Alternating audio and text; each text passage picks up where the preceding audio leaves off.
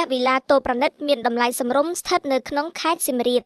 ជាប្រភេទផ្ទះដែលមាន3បន្ទប់គេង3បន្ទប់ទឹកមានផ្ទះបាយទូលាយនិងបន្ទប់ទទួលភ្ញៀវស្រស់ស្អាតបន្ទប់មានភាពធំទូលាយមានទូដេករួមទាំងសាឡុងទទួលភ្ញៀវរួចជាស្រេចហើយអាចធ្វើការរំអស់តាមតែដែលលោកអ្នកស្រឡាញ់ពេញចិត្តជាមួយនឹងភាពច្នៃប្រឌិតចំណែកឯបន្ទប់គេងវិញមានចំនួន3បន្ទប់ហើយបន្ទប់នីមួយៗមានបន្ទប់ទឹកអមជាមួយរួចជាស្រេច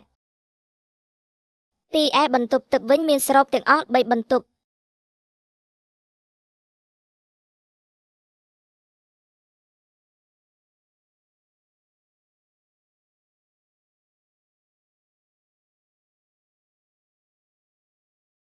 ជាចុងក្រោយផ្ទះបាយធំទូលាយស្រស់ស្អាត